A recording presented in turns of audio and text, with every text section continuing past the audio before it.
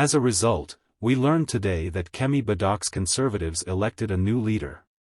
Declaration. There has been a lot of reaction, and many political leaders have expressed their opinions in today's video. We'll look at what Farage said in an announcement because he thinks this will be huge and game-changing for reform.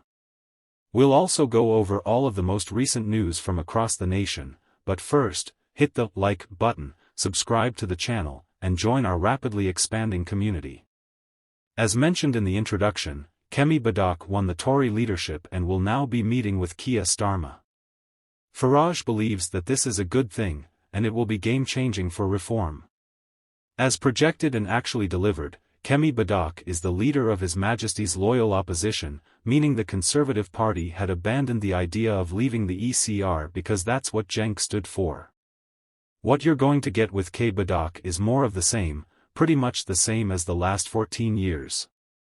One thing they don't get is that the Conservative brand is broken. It has nothing to do with the people. If you voted generic or wanted generic to win, you now understand the direction of the Conservative Party. It is time to join reform, do so in accordance with this reform. Bo has chosen Kem Badel over Robert Jr., which means the Conservative Party is now committed to staying in the ECR, which means we cannot deport foreign criminals and they will never stop the vote. Stage outlining where, for example, you've gone wrong with immigration, that a government's responsibility is to its people, therefore the idea of a nation-state and sovereignty is crucial. For the time being, the environment is really extremely positive, so I think that we're actually in a pretty fantastic spot. I would like to congratulate the Home Secretary for lifting the annual limits on work visas and on international students, both of whom I love. How would you describe our chances of negotiating a trade agreement with the US? The US isn't, implementing any free trade agreements with any other country, so I would say very low.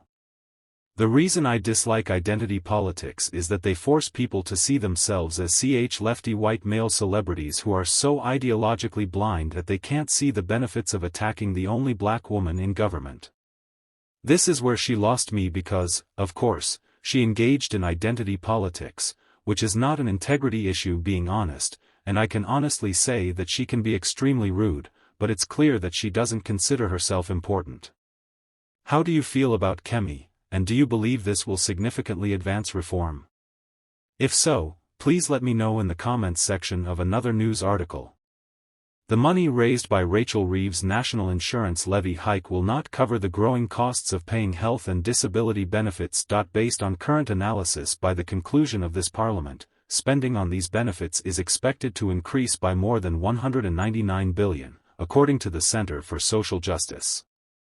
The CSJ cautions that crucial tax funds meant to enhance public services are being steadily consumed by Britain's welfare iceberg. Additionally, the Office for Budget Responsibility, OBR, has issued a warning that the spike in health-related benefit claims following the lockdown may put a long-term burden on public coffers. By the end of the decade, the OB projects that yearly spending on health and disability benefits will reach $100 billion for the first time. The watchdog also projects that 420,000 more households will receive health-related incapacity payments by 2030. It is anticipated that the percentage of universal credit claims for health reasons will increase from less than 1/3 to 50% of all claims. It also cautions of an increase in child disability benefit payments, which are predicted to rise from £4.4 billion this year to £7.2 billion in 2029 due to an increase in the number of autism, ADHD, and learning impairment diagnoses. Since COVID reached 2.75 million, the number of persons who are neither employed or looking for work has climbed by about 700,000.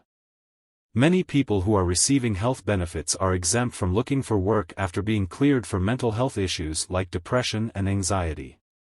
Reeves declared a £25 billion crackdown on employers by raising the headline rate for national insurance contributions. Additionally, the OBR cautioned that the NIC's raid would result in an additional $400 million in universal credit spending, a 1.2 percentage point increase to 15% from April.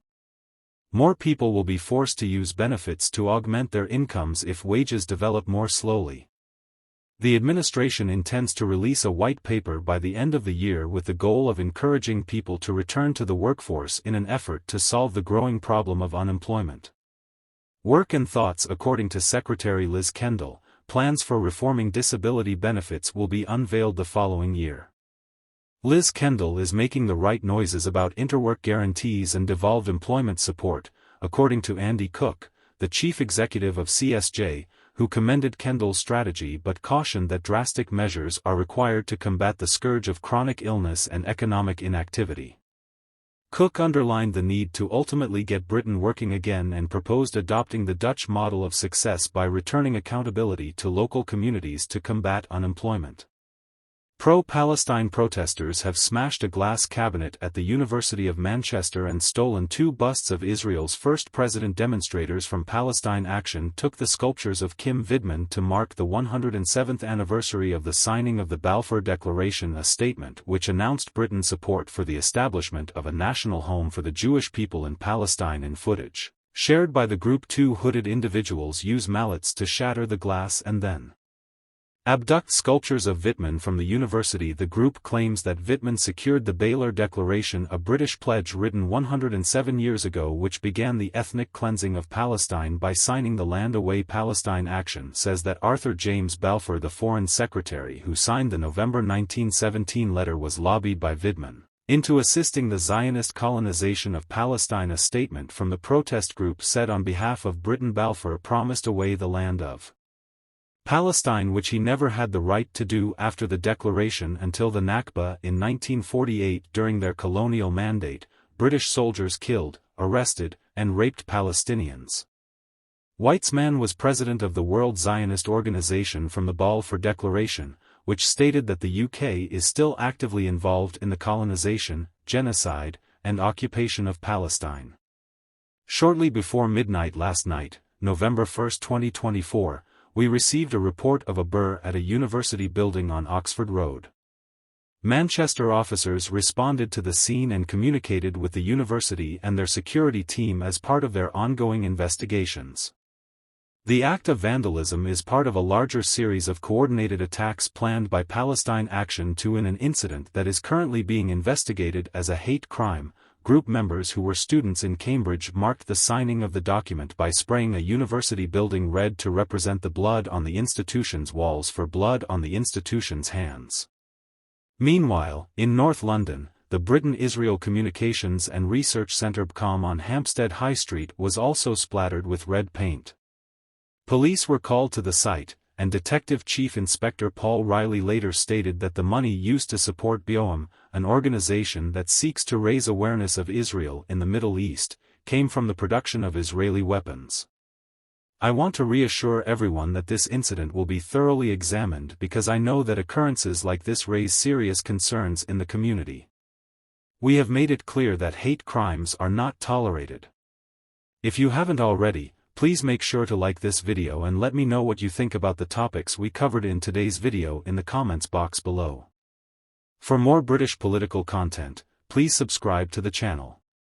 Thank you, and be careful. Goodbye.